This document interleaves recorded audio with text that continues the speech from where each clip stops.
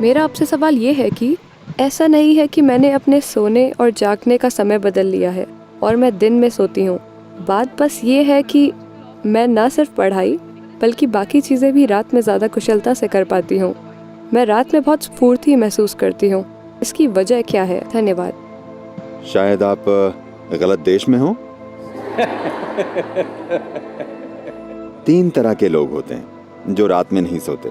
एक रोगी रात में नहीं सोता। रोगी का मतलब है बीमार इंसान, क्योंकि वो सो नहीं पाता। एक भोगी रात में नहीं सोता। एक सुख खोजने वाला रात में नहीं सोता, क्योंकि उसके कामों के लिए रात मददगार होती है। एक योगी भी रात में नहीं सोता, क्योंकि उसके लिए भी रात बहुत सहायक होती है। आप इनमें से क्या हैं आप तय कर सकती हैं, मैं कुछ नहीं कहूँगा। रात में क्या खास होता है? देखिए, रोशनी। हमारे लिए रोशनी इसलिए कीमती है क्योंकि हमारी आंखें एक खास तरह से बनी हुई हैं। रोशनी आपको हर चीज अलग अलग करके दिखाती है। देखिए, अभी क्योंकि यहाँ रोशनी है, मैं इस इंसान को, इस इंसान को, इस इंसान को, इस इंसान को देख सकता हूँ। मान लीजिए लाइट चली गई और अंधेरा हो गया, मैं बस लोगों के झुंड को देख पाऊंगा। मैं इस इंसान को, इस इंसान को, इस इंसान को नहीं देख पाऊंगा। तो रात में कुछ ऐसा है कि रात में सीमाएं थोड़ी धुंधली हो जाती हैं। तो योग के लिए, सेक्सुअलिटी के लिए, दोस्ती के लिए, नजदीकियां, पढ़ाई, फोकस, इन सभी चीजों के लिए रात ज्यादा सहायक लगती है, क्योंकि रात में आपके और दूसरे के बीच का अंतर कम हो जाता है। सिर्फ इसलिए क्योंकि हमारी आंखें इस तरह से काम करती हैं। जहां रोशनी ना हो वहां हमारे अनुभव में हर चीज मिलकर एक हो जाती है। तो एक योगी, एक भोगी और एक रोगी, ये तीनों रात का इस्तेमाल करते हैं। आप भी इसका इस्तेमाल कर सकते हैं। इसमें कोई समस्या नहीं है, जब तक कि आप क्लास में सोती ना हो। अगर आप क्लास में नहीं सोती तो ये चलेगा, इसमें कुछ गलत नहीं। लेकिन आप इसे आजमा कर देखिए। क्या मैं कुछ साझा कर सकता हूँ? मैं कुछ ऐसा था जब मैं सोता था। मेरा स्कूल आमतौर पर सुबह 8:30 का होता था। 6:45 से मेरी माँ और मेरी बहनें मुझे जगाना शुरू कर देती थी। बहुत सी चीज़ें करनी पड़ती थी। वे मुझे बिस्तर पर उठाकर बैठा देती थी। वे आकर मेरी बाह मरोड़ती थी, ये करती थी, वो करती थी। मेरी माँ ये नरमी से करती थी, मेरी बहनें सख्ती से करती थी। फिर वे मुझे खींचती थी और मेरी माँ टूथब्रश में टूथपेस्ट लगाकर मुझे दे देती थी। मैं उसे मुंह में लगाकर सो जाता था। वे मेरे कपड़े लाकर देती थी और कहती थी, नहाने जाओ, टाइम हो गया है। मैं बाथरूम के अंदर जाता और सो जाता। अगर कोई मुझे ना उठाए तो मैं दिन में 1-2 बजे तक एक पत्थर की तरह सोता था। जागकर करवटें नहीं बदलता था, बस मुर्दे की तरह। लेकिन मैंने 12 साल की उम्र में योग करना शुरू किया, शायद 8 या 9 महीनों के बाद।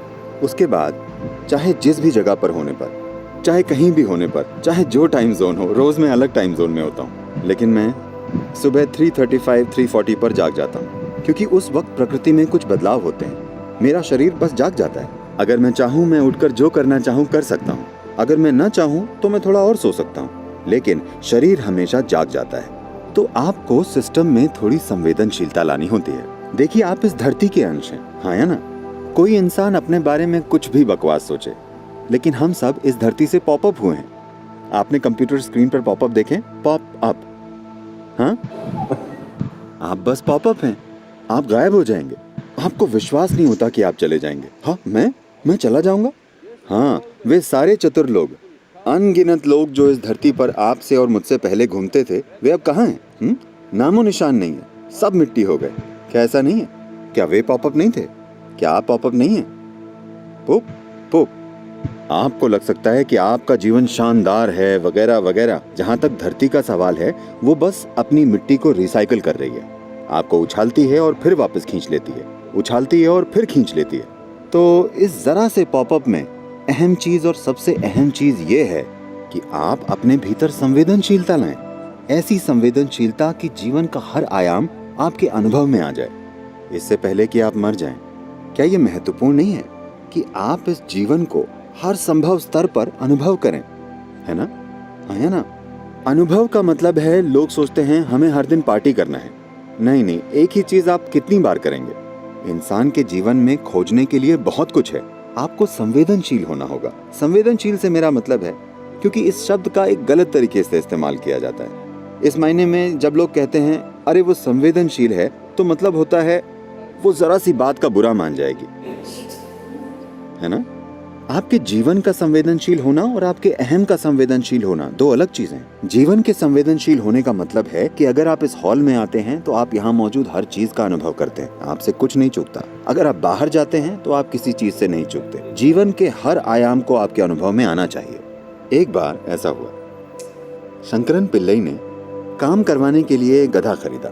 जिस आदमी ने गधा बेचा उसने कहा, देखो ये बहुत संवेदनशील गधा है, आप उसे पीट नहीं सकते, आप बुरे शब्द नहीं बोल सकते, आप गधे को गाली नहीं दे सकते। शंकरन पिल्लई ने कहा, ये तो बहुत अच्छी बात है, हर दिन इन गधों को पीटते पीटते और गालियां देते देते थक गया हूँ। इन गधों से काम कराने के लिए मुझे हर रोज घटिया शब्द बोलने पड़ते हैं। मुझे संवेदनशील गधा अच्छा लगा और उसने गधे की संवेदनशीलता के लिए थोड़े ज्यादा पैसे भी चुकाए और उसे घर ले आया। उसने गधे को बाड़े में रखा। कल सुबह उसे घर पर जाना था। वो वहां गया और गधे से बोला, चलिए हमें चलना चाहिए। कोई असर नहीं। He said, please. उसने फिर कहा, कृपया चलिए। कुछ नहीं हुआ। उसने घुटनों के बल बैठकर प्रार्थना की, कुछ नहीं हुआ। आपको उसे गाली नहीं देनी है, आपको उसे पीटना नहीं। उसे कुछ समझ में नहीं आया तो वो उस आदमी के पास वापस गया जिसने गधा बेचा था। देखो, मैंने गधे से विनती की, गिड़गिड़ाया, प्रार्थना की, उस पर कोई असर नहीं हो रहा है, मुझे क्या करना चाहिए? उस आदमी ने कहा, ऐसा है, चलो मैं देखता हूँ। और वो आया। उसने एक ऐसा मोटा डंडा उठाया, सिर पर जोर से मारा, फिर उसने डंडा फेंक दिया और कहा, चलो। गधा पीछे चल दिया। शंकरन पिल्लई आग बबूला हो गया। अरे बेवकूफ, तुमने कहा कि यह संवेदनशील गधा है और जैसे तुमने इस जानवर को मारा है, मैंने अपने पूरे जीवन में किसी जानवर को नहीं मारा। वो बोला, नहीं नहीं नहीं, ये बहुत संवेदनशील है, लेकिन पहले तुम्हें उसका ध्यान खींचना होगा। तो संवेदनशीलता विकसित करने का मतलब है कि अगर आप अपनी आंखें बंद करें तो आप जान जाएं कि चांद अभी किस अवस्था में है, क्योंकि ये सब आपके शरीर में हो रहा है। हर दिन ये आपके सिस्टम में जाहिर हो रहा है। Do you see if it's a full moon or a new moon, the entire ocean is coming up? क्या आपने ध्यान दिया है कि अगर पूर्णिमा या अमावस्या हो तो पूरा समुद्र उछलता है, ज्वार भाटा आता है ना? आप कभी समुद्र तट पर गए हैं या नहीं जाते? आप जाते हैं, लहरें उठती हैं। Yes. पूरा समुद्र ऊपर उठने की कोशिश कर रहा है। आपके शरीर का 72% पानी है। आपको लगता है कि कुछ नहीं उठता, ये उठता है। सूरज और चंद्रमा की हर स्थिति और कई चीजें जो धरती के साथ हो रही हैं, वो आपके साथ भी हो रही हैं। आपके जीवन को संवेदनशील बनना चाहिए, तभी आप जानेंगे कि आपके जीवन के हर पहलू को कैसे संभालें। संवेदनशील अहम मत बनाइए, अपने सामाजिक पहलू को संवेदनशील मत बनाइए। अगर आपके भीतर का जीवन संवेदनशील बन जाए और इस जीवन के साथ जो हो रहा है, अगर वो एक चीज आप जानते हैं, तो आप देखेंगे कि आपका GPS ऑन हो गया है।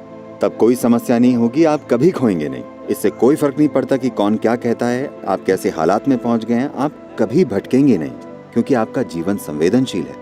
इस जीवन की बस यही जरूरत है कि इसे एक जीवन के रूप में संवेदनशील बनना है। अभी हमने एक ऐसा मनोवैज्ञानिक ढांचा विकसित कर लिया है जिसका जीवन से कोई लेना देना नहीं है। इसका थोड़ा सरोकार सामाजिक पहलू से है, पर जीवन से कोई लेना देना नहीं है।